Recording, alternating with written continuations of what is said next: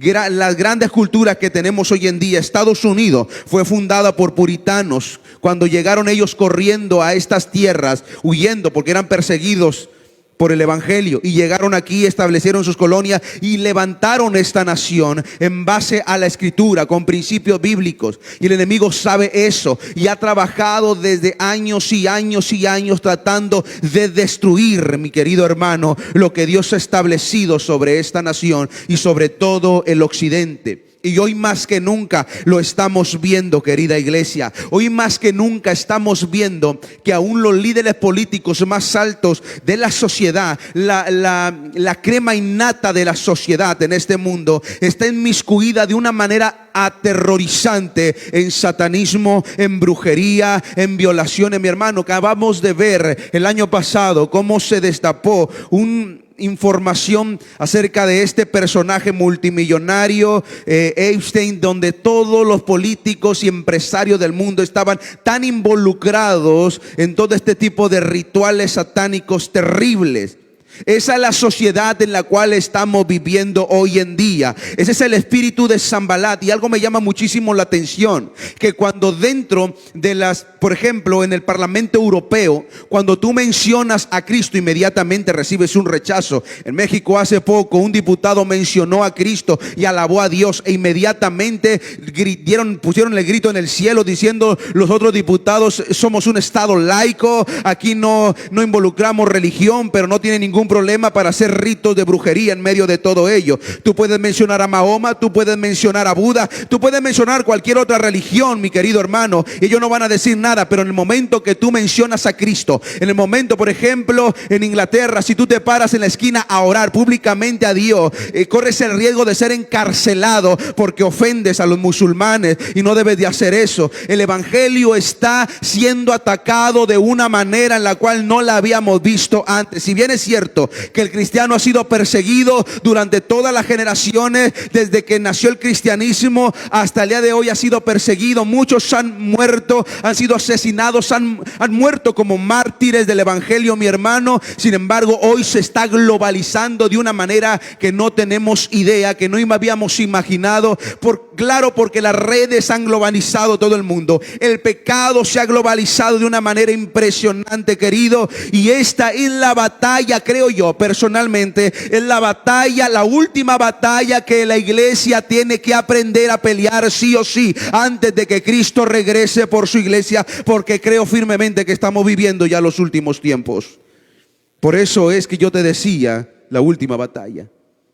Lo preocupante, lo realmente preocupante para mí, escúchame lo que digo ahora, lo realmente preocupante para mi iglesia no es que haya persecución, no es que abunde el pecado. Lo realmente preocupante no es que el enemigo esté ganando terreno. ¿Sabe por qué no es preocupante eso para mí? Realmente eso no es tan preocupante, ni tampoco me cae como balde de agua fría, porque el asunto es que, en primer lugar, nosotros sabemos por la escritura, por la profecía, que esto tiene que ir avanzando sí o sí, sí o sí. Y segundo, sabemos que el diablo, mientras pueda, va a ir abarricando más para destruir. Lo que realmente me preocupa es que haya una iglesia que no esté tomando cartas en el asunto, que no esté accionando en contra de esto, que no esté peleando realmente en contra de esto. Eso es lo que realmente me está preocupando, porque están tan afanados en pelear en otros asuntos secundarios o terciarios, en lugar de enfocarse en la batalla espiritual, en esas armas espirituales que Dios nos ha dado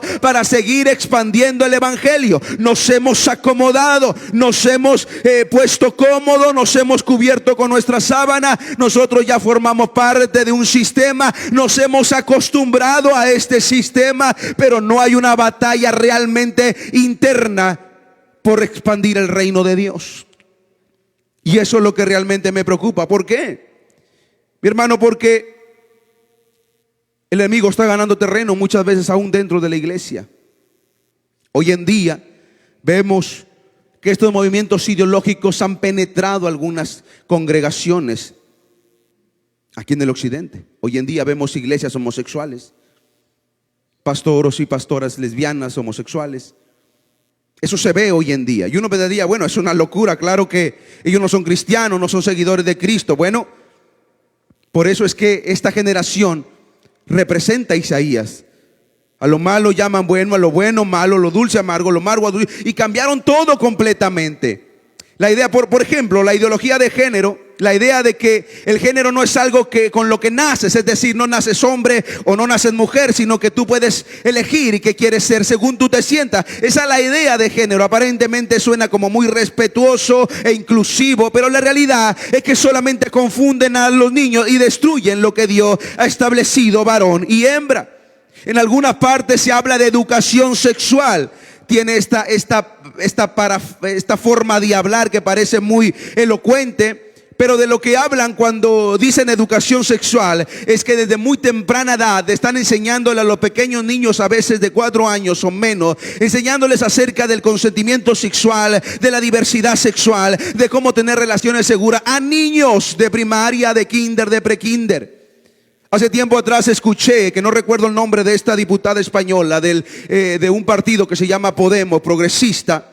Ella, entre comillas, estaba defendiendo a los niños y estaba diciendo: los niños tienen derecho a que no los toquen si no quieren. ¿Te das cuenta del juego de palabras?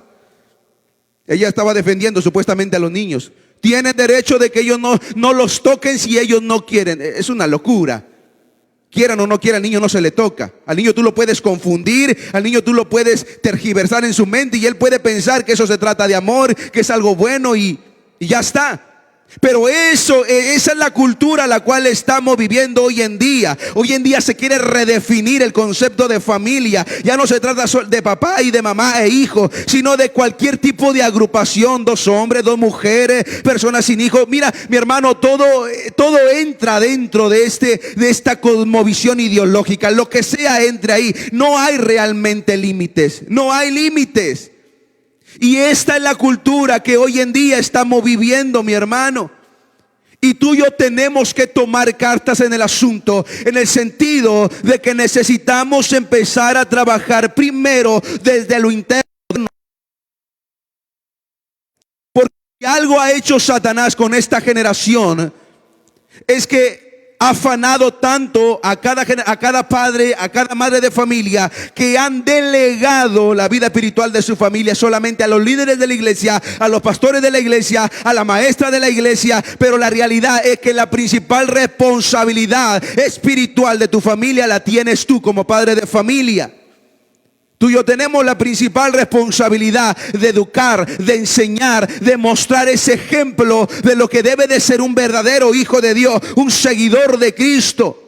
Y por otro lado, mientras nosotros no actuemos de verdad como seguidores de Cristo en esta generación, el enemigo seguirá tomando terreno. Y lo difícil va a ser cuando el enemigo extienda su mano para agarrar a tus hijos, a tus nietos, a tus bisnietos, y los confunda, los trastorne, y si le fuere posible, arrancarle la vida y arrastrarlos al mismo infierno. Es por eso que ahora necesitamos una generación de creyentes que entienda que estamos en una lucha por las almas real. No podemos seguir indiferentes a lo que está pasando a nuestro alrededor, iglesia. Y debemos de tomar exactamente la misma actitud que Nehemías tomó. ¿Cuál fue la actitud que Nehemías tomó? En primer lugar, cuando Nehemías escucha todo lo que Sanbalat había dicho acerca de ellos, lo primero que hace Nehemías capítulo 4 versículo 9 dice: entonces oramos a nuestro Dios y por causa de ellos pusimos guarda contra ellos de día y de noche.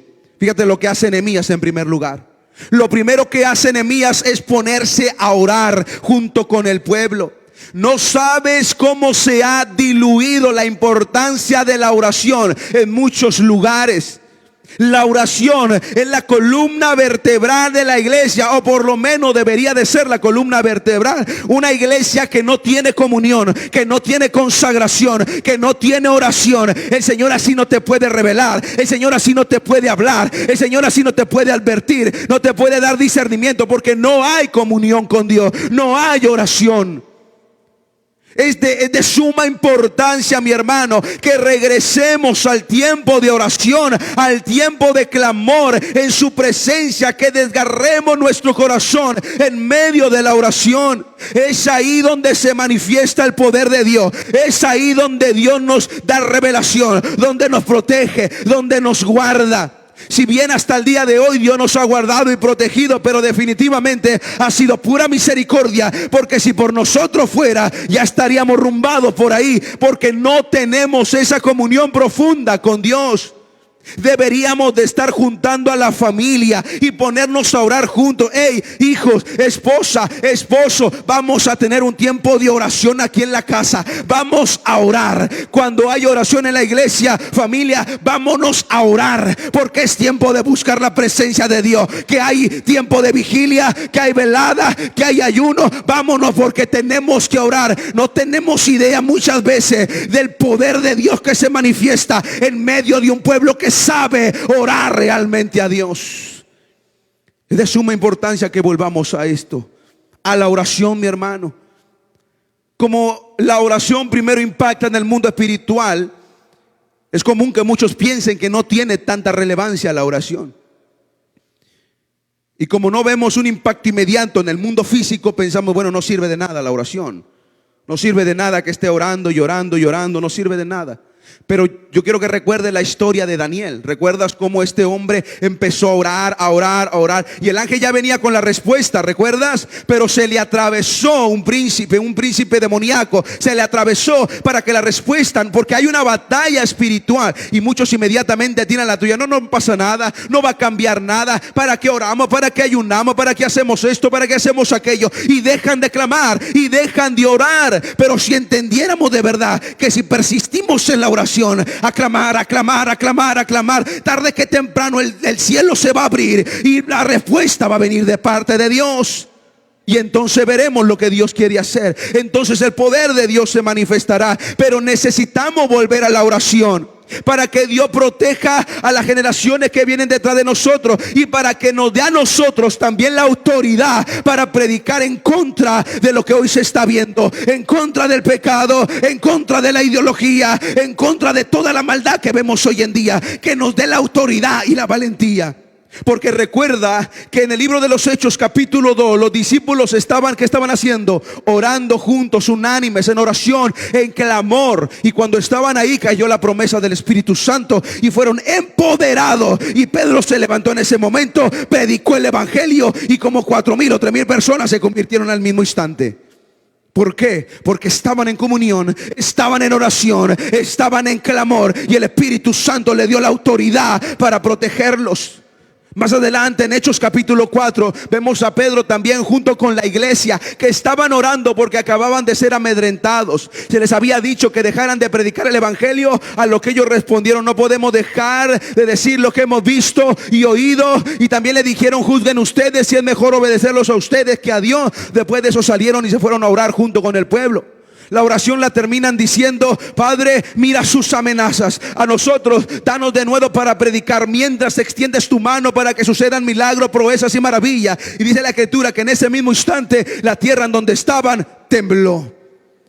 Porque la oración, mi hermano, tiene un tremendo impacto. La oración puede transformar tu familia. La oración puede transformar la iglesia, puede transformar la sociedad. Todos los hombres que han sido un utensilio para Dios de grandes avivamientos, todos ellos tenían una vida de oración tan íntima, tan profunda. Se cuenta por ahí, esto no es un registro oficial, pero se dice que la mayoría de ellos duraba por lo menos 8 horas diarias orando,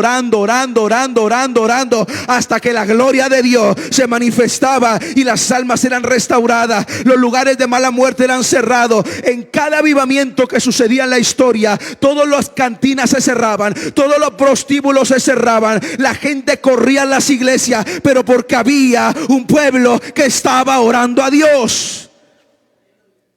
Pero necesitamos regresar a eso.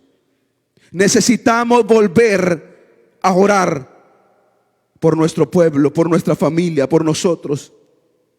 Dice la escritura en Mateo 18, 19 al 20: otra vez digo que si dos de vosotros se pusieren de acuerdo en la tierra acerca de cualquier cosa que pidieren, les será hecho por mi Padre que está en los cielos. Porque donde están dos o tres congregados en mi nombre, ahí estoy yo en medio de ellos. El contexto del texto está hablando de la unidad. De la unidad. Cuando somos un solo pensamiento, cuando somos un solo cuerpo, cuando somos una sola mente en Cristo, mi hermano, lo que sucede es que eso es respaldado por Dios, eso es impulsado por Dios, iglesia.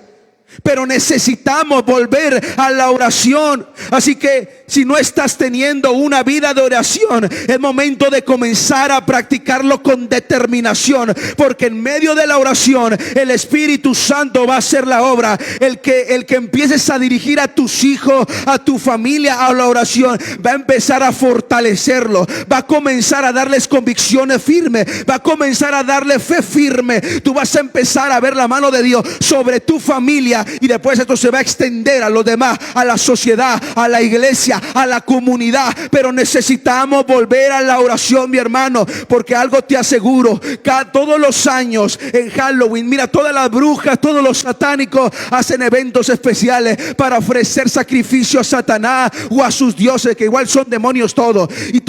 Y no solamente en esas fechas especiales, sino que durante todo el año se la pasan haciendo rituales y se la pasan haciendo cualquier tipo de tontería con tal de obtener ellos ese poder para seguir gobernando entre la riqueza y la opulencia. Pero aquí nosotros tenemos que hacer un contraataque, pero tiene que ser por medio del clamor a Dios, porque cuando nosotros oramos a Dios, le estamos diciendo al Señor: yo, Señor, estoy siendo ese sacrificio, yo me ofrezco como sacrificio para que tú derrames tu gloria, para que tú te manifiestes y entonces empieces a cambiar estas vidas.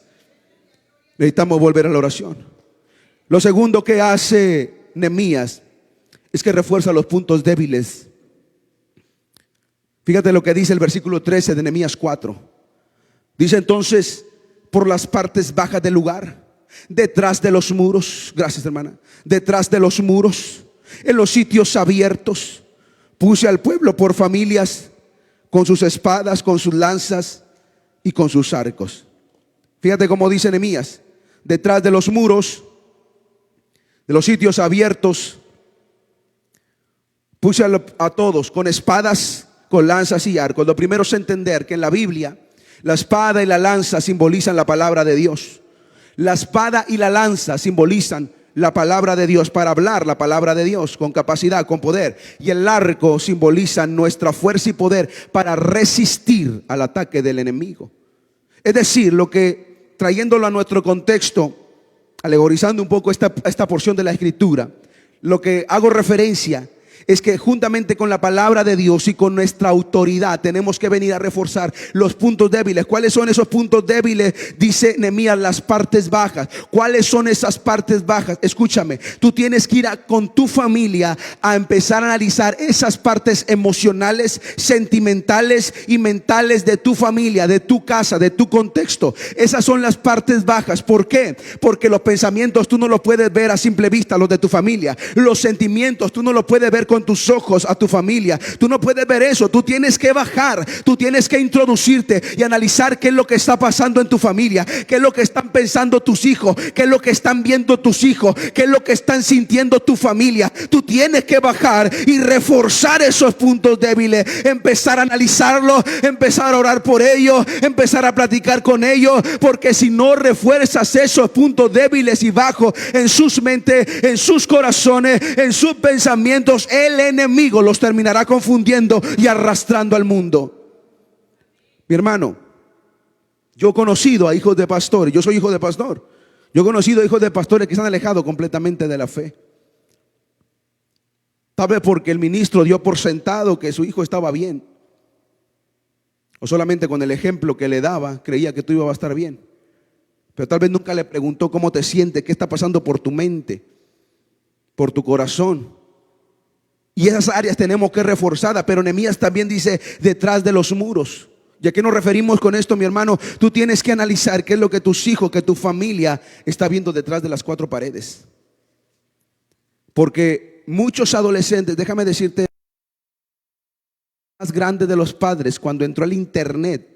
A mí me tocó vivir esa etapa en la que entró el internet, donde le metías casi una moneda, hacía un montón de ruido antes de entrar. Pero toda esa etapa para acá, los padres cometieron el error de empezar a meter internet a los cuartos de sus hijos, a darles libertad de que vieran lo que sea, cuando sea y a cualquier hora.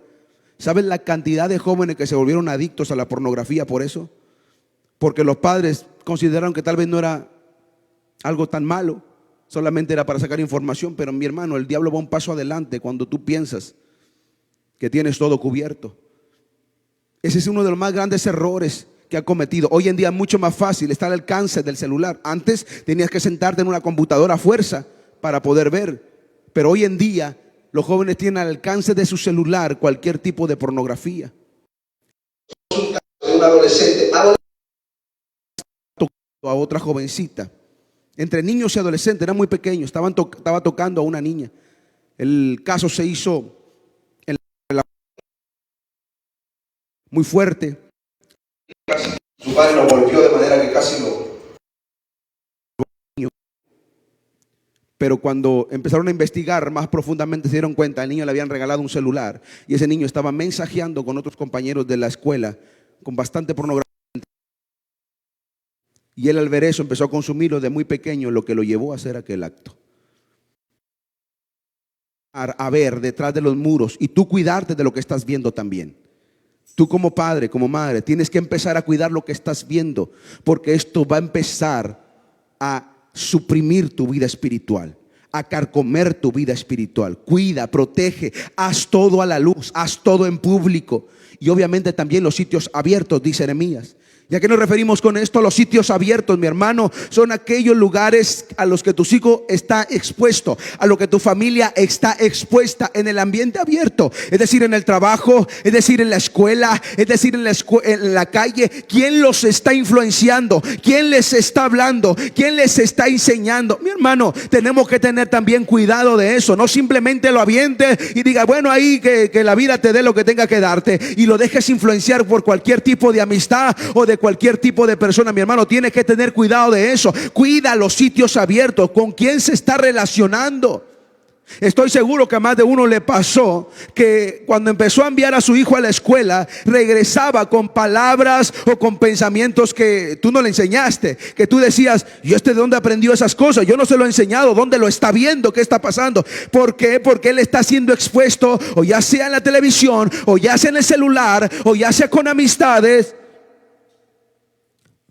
Ahora que mi hijo está en el prekinder, obviamente yo no me interesa que tengan ninguna relación con estos juegos de Roblox, nada, aparte que es muy pequeño, tiene 3 años, eso no debería de ser así. Pero muchos niños ya desde esta edad están jugando en Roblox. Es bien sabido que este lugar es un gallinero de pedrastras, de pedófilos, sí, de pedófilos. Es bien sabido que Roblox es así. Por lo cual yo obviamente ni siquiera le hablo del caso. Pero un día me llegó sabiendo todos los nombres de los personajes de Roblox. Yo dije, ¿y ahora este niño de dónde aprendió todo esto? Pues sus compañeros le estaban hablando de Roblox. Sus compañeros lo estaban induciendo que jugara, que aprendiera de Roblox, de los personajes de Roblox. Y eso empieza a él a inducirlo. Entonces yo tengo que sentarme con él y decirle, esto no está bien, tú estás muy pequeño, no está bien que tenga relación con eso, etcétera, etcétera, etcétera. Pero uno tiene que cuidar esos puntos abiertos. Uno tiene que cuidar, mi hermano, esa influencia que él está teniendo para su vida. Como familia en Cristo, como creyentes, tenemos que cuidar nuestra familia y nuestro contexto. Es decir, esos puntos abiertos tenemos que cuidarlos con la palabra de Dios. Tenemos que resistir a todo ello, a nuestra familia, enseñarle. Pero lo siguiente que hace Nehemías es enseñarle a la familia la grandeza de Jehová. Porque en el versículo 14 dice, después miré y me levanté y dije a los nobles y a los oficiales y al resto del pueblo, no temáis delante de ellos, acordaos del Señor grande y temible, y pelead por vuestros hermanos y por vuestros hijos y por vuestras hijas, por vuestras mujeres y por vuestras casas. Fíjate lo que le está diciendo Nehemías. No teman a ninguno de ellos, al contrario, peleen por hijos, por hermanos, por nuestras mujeres y por vuestra casa. Peleen, pero no teman, porque dice Nehemías, recordaos del Señor grande y temible. Fíjate lo que dice, grande y temible, les dice Nehemías. A lo que nos referimos con esto, mi querido hermano, es que tú tienes que empezar a vivir un evangelio donde entiende que el que está dentro de ti es mucho más grande que el que está en este mundo. Ese es el tipo de evangelio que tú tienes que aprender a vivir y enseñarle a tus hijos, enseñarle a las generaciones que vienen detrás de ti, que también el Dios de los cielos es mucho más grande que cualquier persona en este mundo que los quiera criticar, que los quiera señalar, que los quiera perseguir por lo que creen. Porque hoy en día es bien sabido también que si tú expones tu fe y dices eso está mal, inmediatamente te quieren funar por redes sociales. Porque te catalogan de retrasado, de no sé, usan muchos adjetivos para referirse a aquellas personas que no están de acuerdo con la homosexualidad, con el aborto y con diferentes cosas de la ideología, e inmediatamente te quieren funar. Y muchos jovencitos y muchas adolescentes prefieren guardar silencio por miedo a la crítica, por miedo al rechazo. Pero tú tienes que enseñarle a las nuevas generaciones y tú también aprenderlo, porque yo estoy seguro que hoy en día muchos cristianos prefieren guardar, cerrar la boca y no decir nada en contra del pecado, y en lugar de estar predicando a Cristo, prefieren algunos que ni siquiera se enteren que son cristianos. Mi hermano, eso tiene que cambiar, porque nosotros predicamos a un Dios vivo, a un Dios de poder. Hace algunas o la semana pasada o la semana antepasada, no me acuerdo, entrevisté a una familiar mía, una prima mía de 18 años hoy en día, pero en ese tiempo tenía 17 años. En la escuela, en la preparatoria, dice que su profesor empezó a hablar acerca de Cristo. Empezó a hablar a mal acerca de Cristo. Empezó a hablar de un rechazo a Cristo, hablando de las personas que por qué creen en fantasía, que Cristo no está demostrado. El hombre obviamente no conocía nada ni de historia, ni de apología, ni de apologética, ni nada. Pero el asunto es que él empezó a criticar. Lo que me llamó la atención es que esta jovencita, sin saber mucho, sin entender mucho, se puso de pie a los 17 años y empezó a defender su fe. Obviamente el profesor estaba en contra y dice, y lo peor fue que obviamente todos mis compañeros estaban en contra y se reían de mí, se burlaban de mí porque yo estaba defendiendo mi fe. El profesor detuvo la clase, me decía esta familiar, esta jovencita me decía, y preparó un debate para la próxima clase. Yo me asusté, pero preparó en la próxima clase un debate y me dijo, van a defender el ateísmo contra la fe.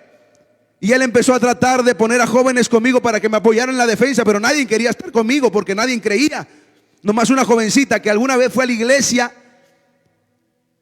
pero no era una fiel creyente. Sin embargo, ella asumió la responsabilidad y empezó a estudiar y se comunicó primero con mi hermana, que también es predicadora, y le dijo, Karen, ayúdame, infórmame cómo puedo defender la fe. Mi hermana le mandó algunos documentos, algunos estudios de apologética, y ella empezó a prepararse, a orar bastante, y el día que tuvo que empezar a debatir, empezó a explicar acerca de la historicidad de Jesucristo, acerca con la palabra, las personas que vieron a Cristo, las evidencias oculares que hubo en ese tiempo.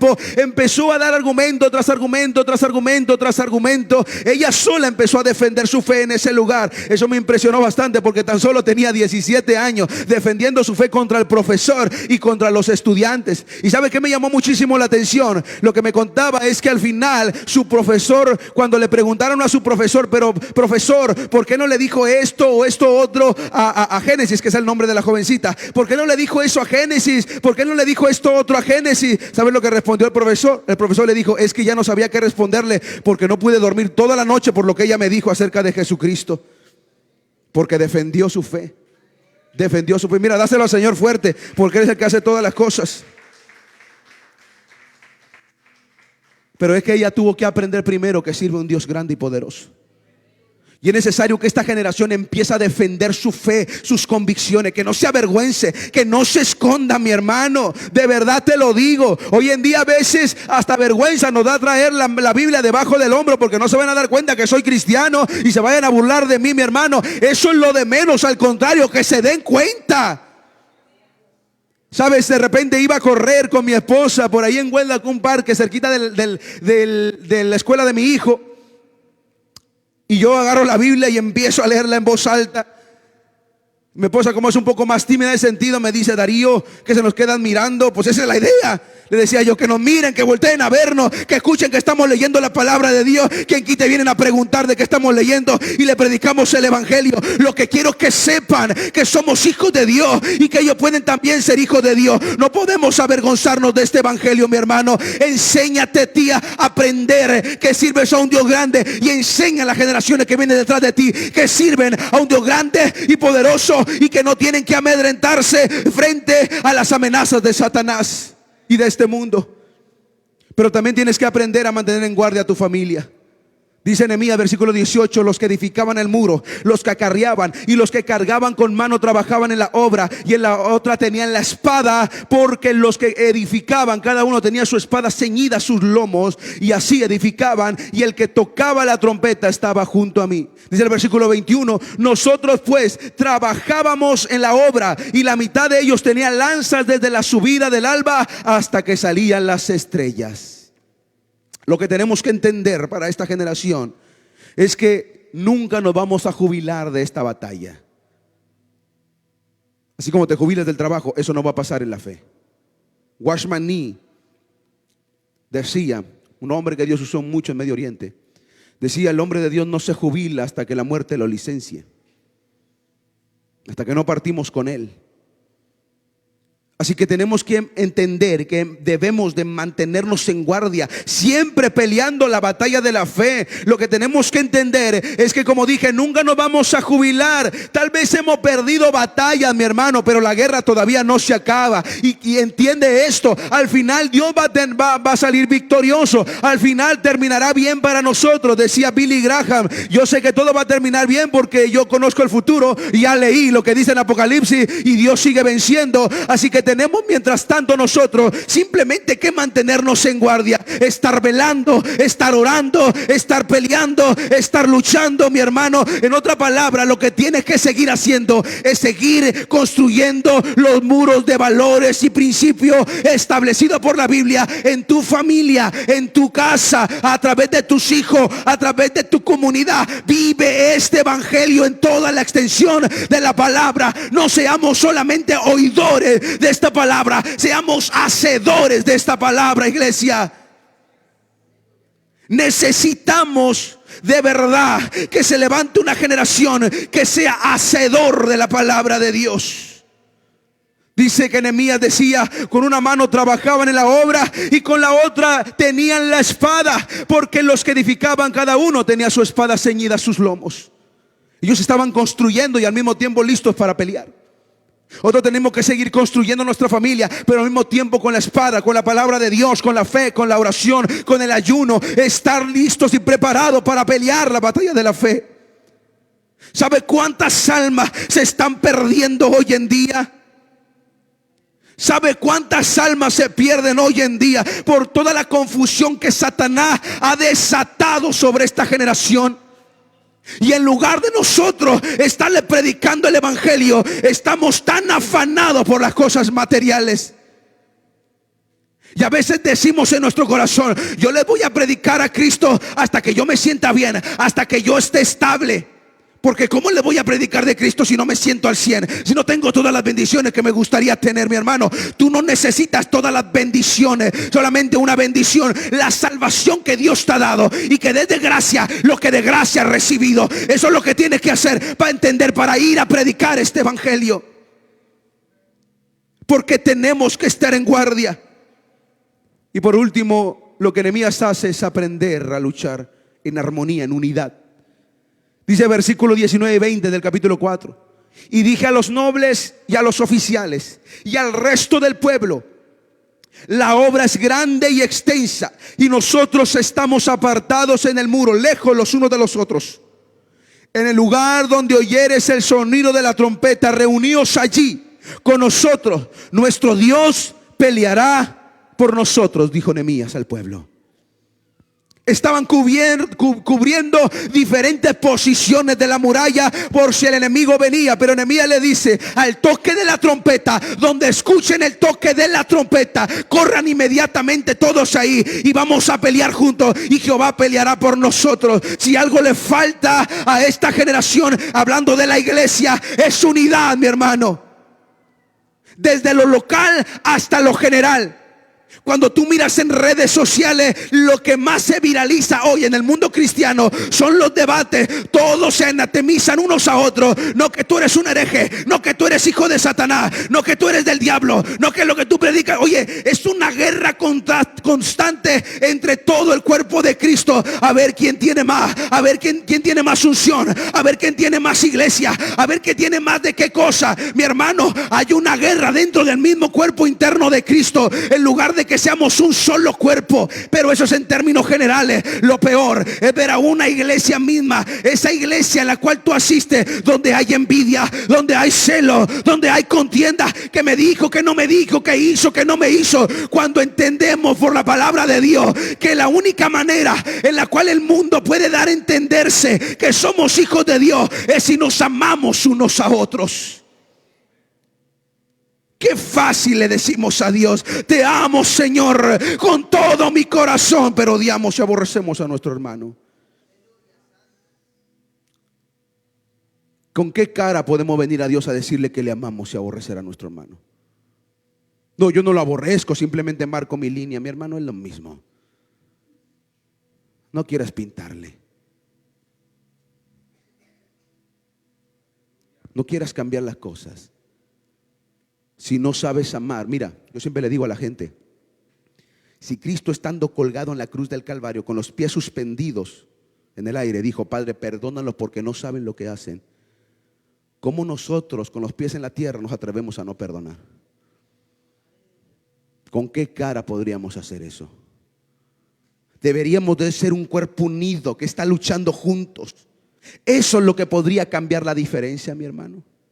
Si todo el pueblo se uniera como iglesia y empezaran a pelear juntos, a orar juntos, a clamar juntos, a predicar juntos, no te imaginas el impacto que empezaría a suceder en esta comunidad, en esta colonia, en esta ciudad, en este estado. El impacto sería impresionante, mi hermano, y el enemigo se pensaría dos veces antes de entrar a atacar, o por lo menos lo pensaría más, porque sabría que habría un pueblo unido que pelea y lucha en base a la revelación de Dios, y que tiene la fe suficiente, la convicción suficiente, la esperanza suficiente de que Cristo pelea por ellos y no se va a detener.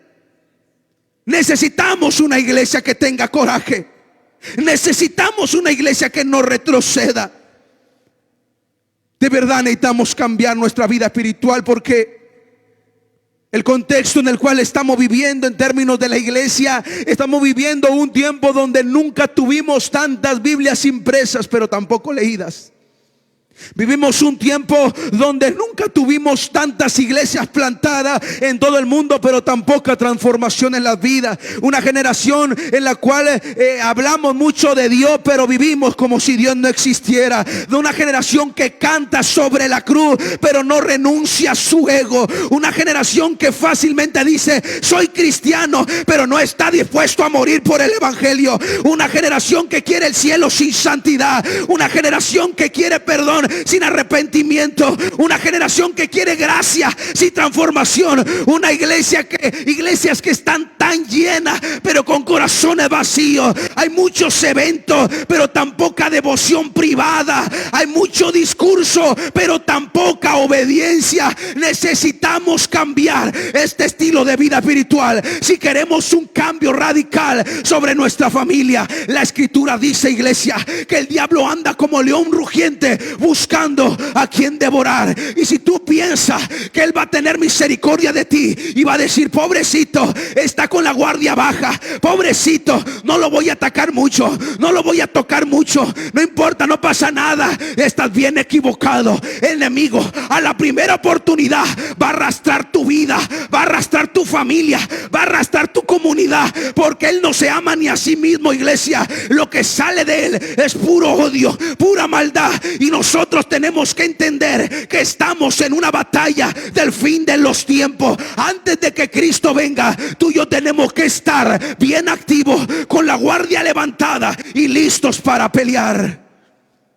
Necesitamos cambiar nuestra forma de vivir la vida cristiana, porque creo también que esta también puede ser la generación del despertar. Ha habido 3 o 4 despertares, 3 si no me equivoco, en Estados Unidos. Los más grandes avivamientos que ha habido aquí, con los Wesley, con Finney, en la calle Azusa con William Seymour. Pero creo que esta generación puede también experimentar uno de los más grandes despertares. ¿Por qué? Porque la Escritura dice que cuando abunda el pecado, abunda la gracia de Dios. Hay algunos que dicen, no, lo menos que podemos experimentar hoy en día es un avivamiento, porque mira el contexto, mira cómo está todo, está terrible, está horrible. El pecado está en su máximo esplendor, la indiferencia está en su máximo esplendor, la maldad está en su máximo esplendor. Lo último que vamos a experimentar es un avivamiento. Pero yo digo, de hecho, este es el contexto perfecto para que un avivamiento se desate.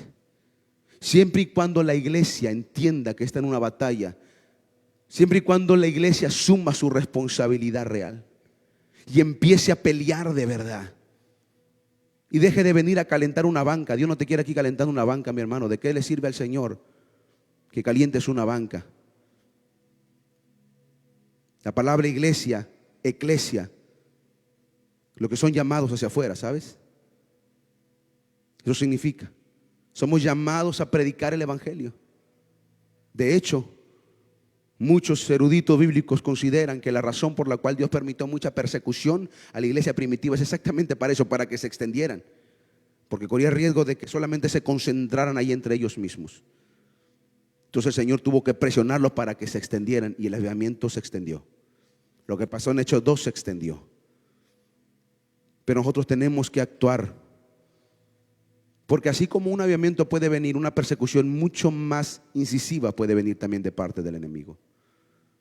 Y la estamos viendo. En Europa yo miraba videos acerca de cristianas, mujeres y hombres que predican en la calle y son golpeados y cacheteados por musulmanes que no están de acuerdo, obviamente, que prediquen del evangelio de Cristo. A los musulmanes no les dice nada, pero los cristianos hasta la cárcel pueden ir a parar por predicar el evangelio. Pero la cuestión es, si tú entiendes que estamos en una pelea. Pero predicador, ¿yo qué puedo hacer? Yo no tengo los grandes dones, yo no soy el gran evangelista, yo no soy el que tiene un gran ministerio. ¿Y quién te está pidiendo eso, mi hermano? Dios no te lo está pidiendo. ¿Qué es lo que te está pidiendo Dios? La Escritura dice que si puedes creer, verás la gloria de Dios. ¿Qué pide Dios? Fe. Es todo lo que te está pidiendo, fe. Es todo, que le creas a Él, que le obedezcas a Él. Eso es todo lo que te está pidiendo. ¿Quieres ver mi gloria? ¿Quieres ver que yo te proteja? ¿Quieres ver que yo te use? Simplemente créeme. No te estoy pidiendo un currículum detrás de ti. No te estoy preguntando cuáles son tus fallas del día de ayer o del mes pasado. No te estoy preguntando eso. Te estoy preguntando si puedes creer, porque el problema no es si yo lo puedo hacer. El problema es si tú lo puedes creer. Ese es el problema. Y si no cambiamos esa mentalidad y nos sometemos a Cristo de verdad, no va a haber un cambio. Porque la palabra es clara. Crónicas 7:14, segunda de Crónicas 7:14. ¿Qué es lo que dice? Si se humillare mi pueblo, sobre el cual mi nombre es invocado. ¿Qué dice al final? Yo sanaré su tierra. Él puede sanar esta tierra. Él puede sanar México, Él puede sanar Estados Unidos, Él puede sanar Europa. Él puede sanar. Él puede sanar. Tiene el poder para hacerlo. El problema es que no queremos humillarnos. El problema es que no queremos someternos. Sabes, el día de ayer Dios me permitió estar predicando en Reynosa en un evento de varones. No sé aquí, pastor, pero generalmente en la mayoría de las iglesias el departamento varonil es de los departamentos más débiles. Por lo general. Por lo general. Los más fuertes siempre son los de damas y los de jóvenes. Los varones son un poco indiferentes muchas veces, poco activos en la vida espiritual. Y Dios me habla y me dice: diles que no se conformen a este siglo. No se conformen a este siglo. Porque el diablo ha atacado y ha sabido atacar mucho a las cabezas de hogar. Muchísimo. Porque el diablo sabe que los varones, los padres de familia, los cabezas de hogar tienen una autoridad dada por Dios tan poderosa para impulsar a su familia. Hay estadísticas que muestran que cuando una mujer se convierte en el evangelio, hay un 20-30% de posibilidades de que toda la familia vaya a la iglesia. Cuando un hijo se convierte al evangelio, hay un 3.5% de probabilidades de que la familia vaya a la iglesia. Pero cuando un varón, una cabeza de hogar, se convierte al evangelio, hay hasta un 95% de probabilidades de que toda la familia vaya a la iglesia. 95%. Así que esta es la generación que tiene que entender que tiene una responsabilidad seria por lo que viene por el futuro. Seria, pero seria en serio. Porque no podemos dejar a simplemente las cosas como están. Yo quiero que salgas de una burbuja y mires el panorama completo en el cual estamos viviendo. Porque a veces miramos la noticia y decimos, wow, qué sorprendente, está terrible la situación. Pero volvemos a lo mismo.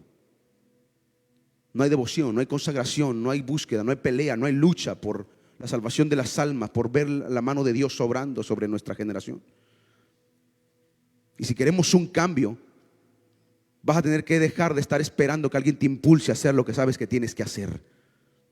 Mira, esto el Señor me lo habló hace mucho tiempo atrás, y te voy a decir algo que te va a llamar la atención. Cuando era adolescente, esperé muchas veces que alguien me ministrara, que viniera un evangelista, que viniera un siervo de Dios y me diera alguna palabra acerca de que Dios te va a usar mucho, Dios te va a hacer esto contigo, que si lo hace es extraordinario, qué bueno si el Señor lo hace. Pero la que le daban palabra en muchos casos era mi hermana, y conmigo casi nomás me decían que Dios te bendiga y seguía su camino. Y eso me dolía, me frustraba muchísimo. Porque yo decía al Señor, porque yo tenía muchos complejos y decía al Señor, Señor, tengo tantos errores de mi pasado, tantas malas cosas en mi vida que yo ni siquiera sé para qué nací, y aparte ni siquiera me das palabra, como que yo no sé ni por qué estoy acá. A mi hermana fue la que le diste el don para cantar desde chiquita y a mí no me diste nada ni eso. Pero yo entendí que el Señor estaba tratando algo muy particular conmigo, y era que no podía estar dependiendo de la fe de otras personas, que tenía que empezar a depender únicamente de la revelación que Dios ha dado en su palabra, depender únicamente de la fe que yo he puesto en Cristo. Entonces, ¿sabes lo que hice? Dejé de estar esperando a ver quién me impulsaba. Dejé de estar esperando a ver quién venía a orar por mí y a decirme, Dios te va a usar. Yo dije, a ver, tu palabra dice que me vas a usar y voy a creer tu palabra.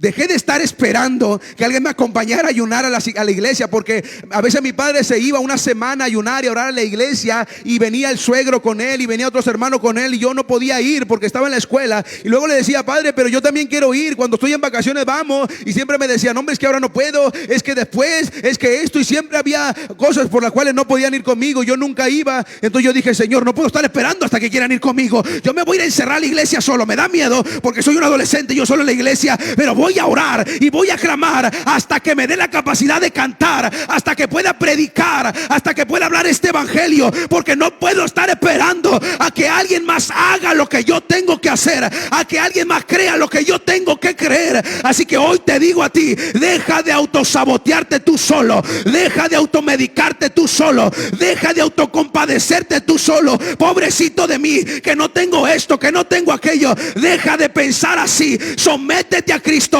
créele al Señor, levántate a pelear y la gloria de Dios se va a manifestar. Dale ese fuerte aplauso al Rey de Reyes, amén.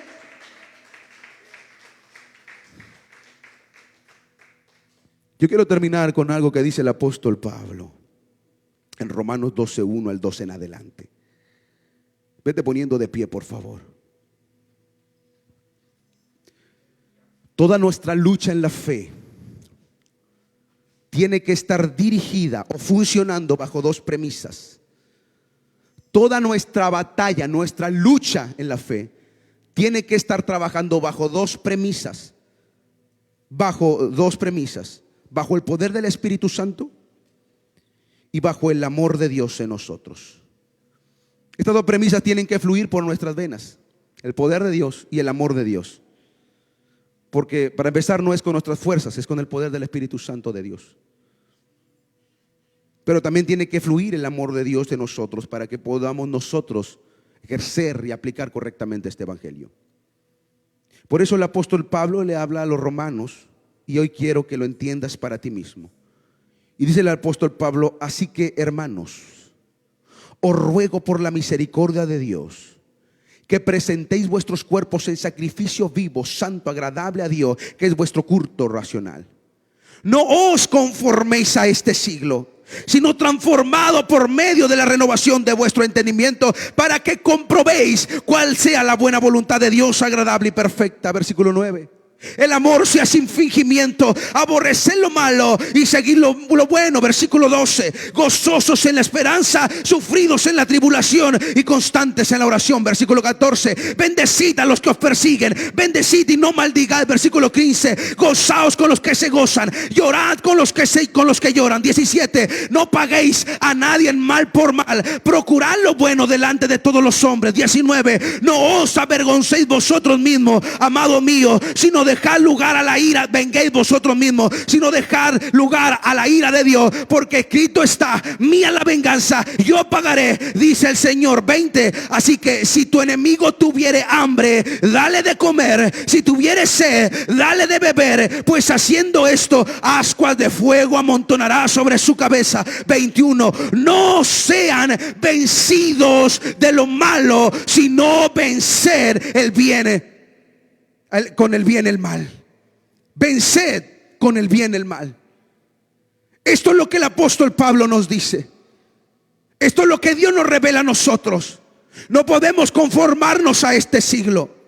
No podemos dejar que el enemigo domine nuestras emociones y nuestros pensamientos, y nazca envidia, y nazca celo, y nazca ira, y nazca contienda. Ya basta de eso. Ya basta. Esto no se trata de ti, escúchame.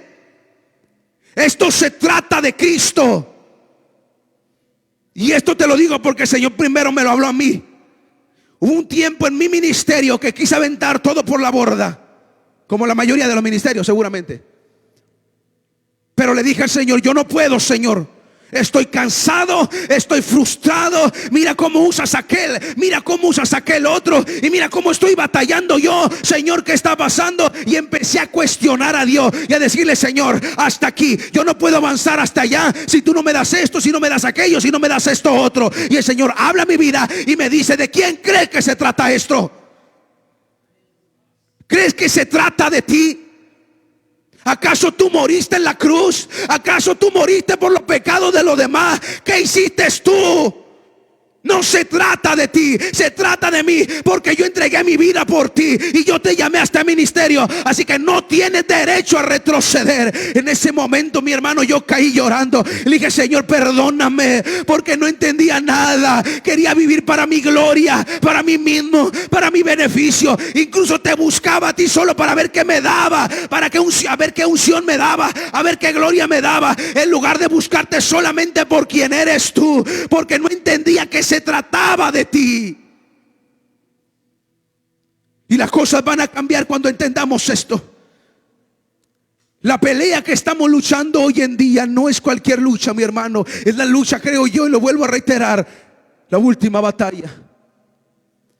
Y en esta última batalla creo que veremos mucha maldad de parte del enemigo.